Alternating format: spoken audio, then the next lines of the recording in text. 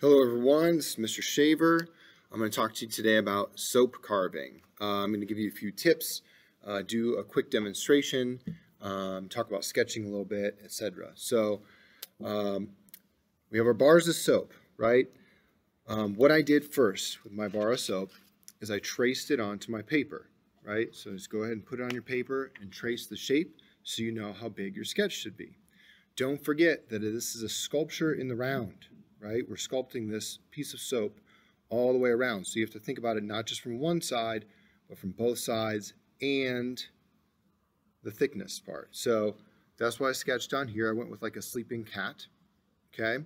But I sketched out the front, but then I had to think about what the back was going to look like. If this is difficult for you, one thing you could do is trace your other drawing, right? Your front drawing, and then look through the window, or sometimes you can just see through it and you can trace onto the back. That's a trick that you can use. I also traced the sides of the soap so I can think about what the sides are going to look like. Now, you're probably going to make changes as you go, but remember, it's a sculpture in the round, not just a relief carving. Okay. First thing I'm going to do is I'm going to get rid of the marking of the words on the soap. So I have a loop tool, I have a fettling knife, I have another little loop tool. Then I have a bunch of these little sculpting tools with different ends that can do different things, especially for detailing. So this soap, the ivory soap, is very, very soft, so it carves very easily, which also means you have to take your time. Don't carve away too much at once because we can't really put it back like you can with clay. So I'm just going to lightly, with my loop tool, get rid of some of this. Now, soap carving can be a legit sculpture technique on its own, but it's also a really good way to practice our techniques with carving so we can be more confident when we do it in other mediums like clay, etc. So I'm just kind of erasing the words a little bit so I don't have to deal with them later as I'm trying to trace this. There's kind of two ways that you can go about doing your tracing. One way is you can put your drawing on your soap and poke holes in the paper into the soap. But the soap is pretty soft, so I should be able to just go ahead and put it on there. Now, you could tape it if you want to. I'm just going to hold mine down, and I'm going to go over it with pencil or pen or one of the sculpture tools, just something that will leave a mark in the soap. You might punch through the paper a little bit. But again, you're just kind of trying to get the idea on there, onto the soap, of where you want to carve away and make your marks.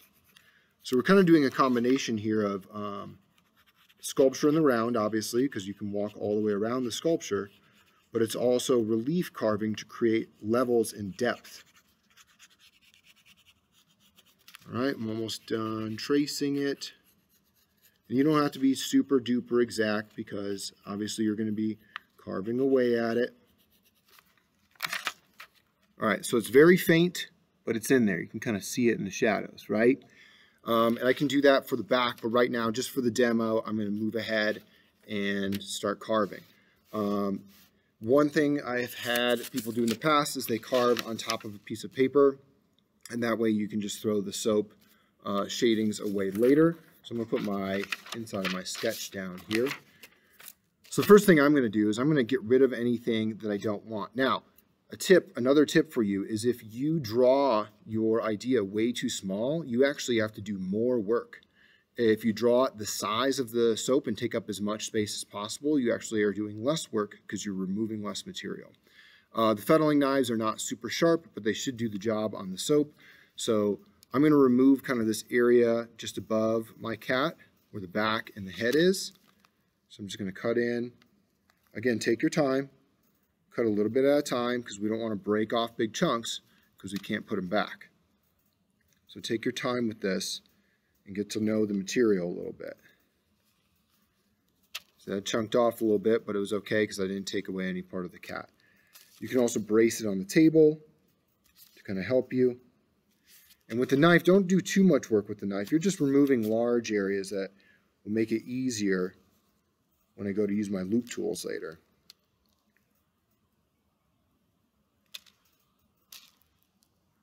You see how easily this stuff comes off.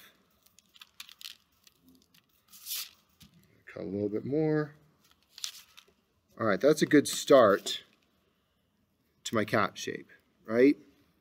So this is where I'm going to start using my loop tool and removing a little bit at a time. Now remember, the loop tools come in different loops.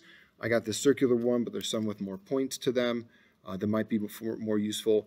The first thing I'm going to do, instead of trying to go for all the details, right, is I'm going to try and get the basic form, the basic shape, and I'm going to kind of round it out on both sides. I'm going to approach this from all sides and save the details for last, okay? So we've got it kind of squared off. That's not really the look I'm going for, so I need to round this off a little bit and also do some relief carving. So when I say relief carving, on my drawing, right, I have the face and I have the head. I want some space and a level between the back of the cat, the body of the cat, and the face of the cat. So that's where relief carving comes in. I'm going to carve next to the face so that the face will pop out. So I'm putting my loop tool next to the face and lightly carving around it, trying to create a level between the face and the back, or whatever you're doing in the background. You don't have to get too crazy. Again, this soap is very soft and you're going to get to know it as you go. That's why start off slow and take your time, because you can't put it back. And I'm going to go right up to where I have the line for the leg and kind of relief carve that. So hold on one second.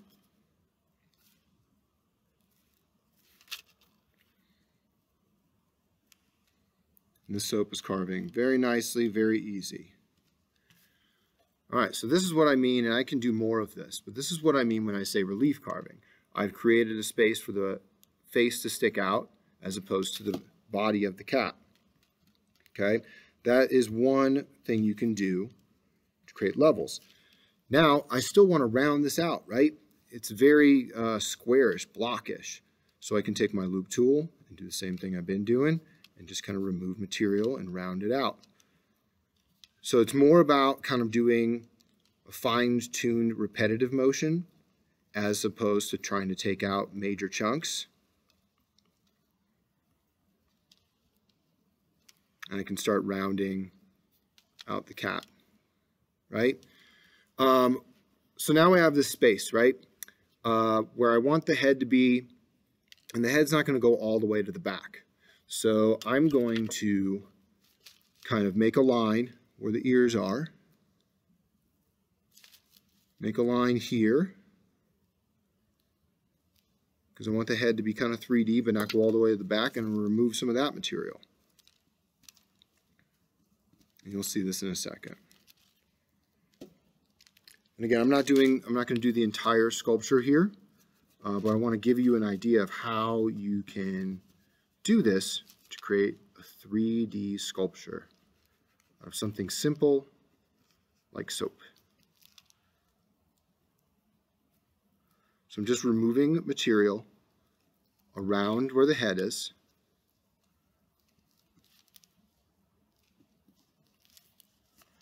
It's going to need a lot more fine tuning, but that is a good start. See, now I have where the head's going to kind of stick out, right, from the body. So you can see it starting to take some shape, some form. There's another area I want to get in, which is the tail. The tail is in front of the face, so I'm going to want to relief carve that a little bit so I can see the difference between the tail and the face and the tail and the body. So it might erase some of your lines that you made originally, but you can always go back and draw some back in so you know what you're doing and where you're going.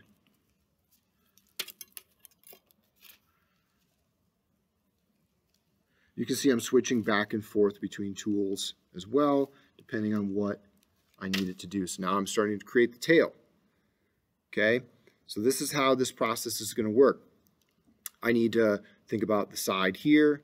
I need to, again, think about the back. I haven't even touched that part, but I've started to create some space here for all the details.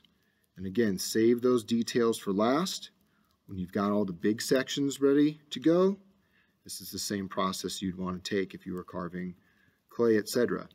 You can also, like when you're going to smooth something out, you can just use your finger on the soap. Just like you would with clay, you can use your finger to kind of smooth things out because it is soap. Okay, so this is where we got so far. There's a lot more to go, but this should get you started on how to do this and think it through. So again, you're going to want to think about all the spaces, take your time, get to know the material, get to know the tools. Think of this as a fine-tuning project, but it'll also create something really cool. And when you're done with it, you know, you can either have a really nice soap carving, you can spray it with a fixative so that it's coated, and then you can actually paint it. We've had some luck with spray painting these, so you can actually make a really nice little sculpture with these. So that is an intro to soap carving. Hopefully that is helpful for you. All right, I'll see you next time. Bye.